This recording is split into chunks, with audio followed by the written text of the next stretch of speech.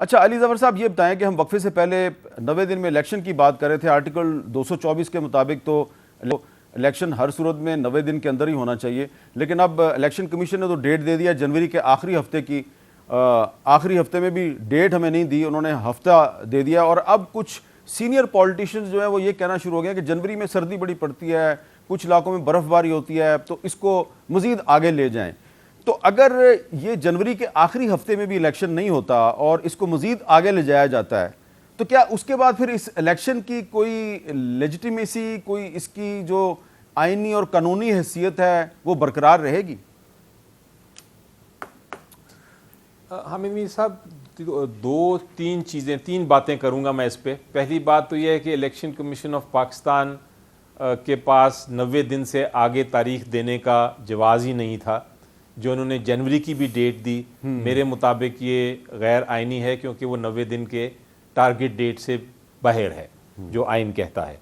دوسری بات یہ ہے کہ ہمارا آئین بھی یہ کہتا ہے اور ججمنٹس بھی یہ کہتی ہیں کہ جو تاریخ دینی ہے الیکشن کی, نیشنل اسمبلی کے الیکشن کی, اگر پریزیڈنٹ ڈیزالو کریں گے نیشنل اسمبلی تو وہ تاریخ جو ہے الیکشن کی وہ پریزیڈنٹ نہیں دینی ہے.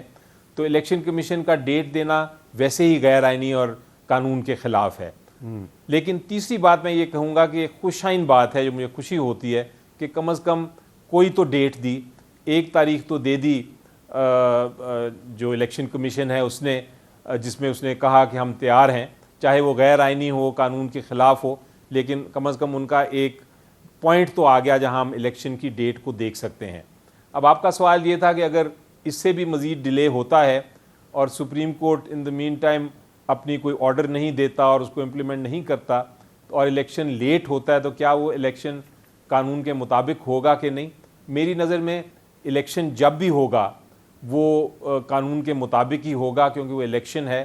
اور آئین میں ایک شک ہے جو کہتی ہے کہ اگر کسی وجہ سے تاخیر ہو جائے الیکشن میں تو الیکشن وہ ویلڈ ہی ہوگا. آپ کو یاد ہوگا بے نظیر بھٹو کی اسیسینیشن ہوئی, ٹھیک ہے, الیکشن کو ڈیلے کیا گیا, لیکن وہ پھر اس کو کنڈونیشن مل گئی, ٹھیک ہے, الیکشن کے ڈیلے کو, اور وہ ویلڈ ہو گیا. ٹھیک ہے, تو ویلڈ تو رہے گا, لیکن یہ آپ نہیں کہہ سکتے کہ آپ پہلے سے ہی کہہ دیں کہ میں اس کو ڈیلے کر رہا ہوں اور یہ ویلڈ بن جائے گا. آپ کو 90 دن کے اندر الیکشن کرانا ہے, اور اگر کوئی خدا نخواستہ ایسی وجہ ہو جائے جہاں ہفتہ 10 دن آگے چلا جائے تو اس کو آپ پھر کہہ سکتے ہیں کہ وہ الیکشن ویلڈ ہے. اچھا, ہم آئین کی بہت سے آرٹیکلز کا آج کل ذکر کرتے ہیں, 224 بڑا امپورٹنٹ ہے, لیکن آئین میں اور بھی آرٹیکلز ہیں ہیومن رائٹس کے حوالے سے, اور وہ یہ کہتے ہیں کہ جب کسی کو گرفتار کیا جائے تو اس کو 24 گھنٹے کے اندر اس کو کورٹ میں پیش کیا جائے. تو آپ کی پارٹی کے بہت سے رہنما جو ہیں ان کو پچھلے دنوں کہیں نہ کہیں سے گرفتار کیا گیا, لیکن کسی کو ابھی تک عدالت میں پیش نہیں کیا گیا, اور یہ معاملہ اس کو ہم کہتے ہیں جبری گمشدگی, اور اس پر تو ہم بہت دفعہ بات کرتے رہے ہیں, اور اس پہ ایک لمبی ہسٹری ہے پاکستان میں انفورس ڈس اپیرنسز کی. اور آج کل اسلام آباد میں جو PNCA ہے وہاں پہ ایک تصویری نمائش ہو رہی ہے اس حوالے سے. تو علی ظفر صاحب, میں تھوڑی سی اپنے ناظرین کو چھوٹی سی ایک رپورٹ دکھانا چاہ رہا ہوں کہ یہ تصویری نمائش جو ہے, یہ اس میں جو لاپتہ افراد کے لواحقین ہیں وہ سیاستدانوں کے بارے میں ان کی کیا رائے ہے, وہ کیا کہتے ہیں. Pakistan national council of arts Islamabad میں سجی اس تصویری نمائش میں رنج و الم اور انتظار کے نہ ختم ہونے والے ماہ و سال دکھائے گئے ہیں. آمنہ مسعود جنجوعہ کے شوہر کو جبری لاپتہ کیے 18 سال بیت گئے. طویل جدوجہد کرنے والی باہمت خاتون نے اپنے کرب کو کینوس پر اتار دیا.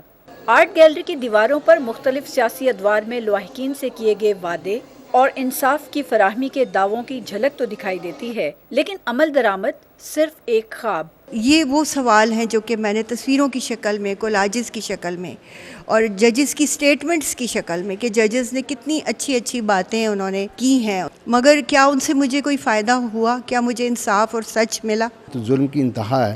یعنی جو سیاسی جو لوگ ہیں ان کی صبح پٹیشن فائل ہوتی ہے اور دن کو جو ہے نا وہ فکس ہو جاتی ہے اور ہیئرنگ بھی ہو جاتی ہے اور ان کو انصاف مل جاتا ہے. ہم 18 سال سے یہ جدوجہد کر رہے ہیں, انصاف کی بھیک مانگ رہے ہیں, لیکن ہمیں انصاف نہیں مل رہا. جبری لاپتہ افراد کی بازیابی نہ ہونا لواحقین کے دن رات کا سکھ چین لوٹنے کو کافی ہے, اور وہ انہیں انصاف کے کٹہرے میں لائے جانے کے منتظر ہیں. کیمرہ مین ارشد خان کے ساتھ راشدہ شعیب, کیپٹل ٹاک, اسلام آباد.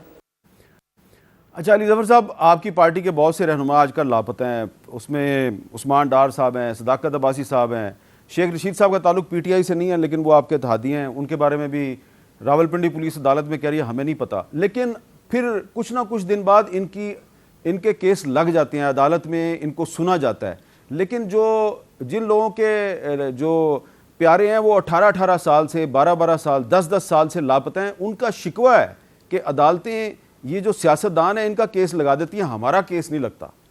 اس کے بارے میں بطور ایک وکیل کے آپ کیا کہیں گے؟ جی یہ تو بہت پرانی ڈیبیٹ ہے اور یہ ڈیبیٹ زندہ رہنی چاہیے. اس میں کبھی نہ کبھی عمل ضرور ہونا چاہیے اور ہوگا. یہ ایک بڑا ایشو رہا ہے کہ آپ کے پولیٹیکل کیسز، سیاسی کیسز، باقی سارے میٹرز تو آپ کے لگ جاتے ہیں اور ان کی شاید ریلیف بھی مل جاتا ہے اگر آپ امپورٹنٹ شخص ہوں گے، لیکن جو ایک عام شہری ہے اس کے کیسز سنے بھی نہیں جاتے. اس کے اگر وہ فالس جو ڈسپیرنسز کی آپ بات کر رہے ہیں وہ ڈسپیرنسز بھی ان کی رہتی ہیں اور ان کے مقدمے نہیں لگتے. یہ ایشو انفیکٹ ریز کیا گیا ہے اور ہمارے جو کرنٹ چیف جسٹس صاحب ہیں انہوں نے بھی اس کو دیکھا ہے اور کہا ہے کہ میں جو انصاف کے تقاضے ہیں پورے کرتے ہوئے میں انشور کروں گا کہ عام شہری بھی جو ہے اس کو فیسیلیٹیٹ کیا جائے، کیونکہ عدالتیں انہی کے لیے ہوتی ہیں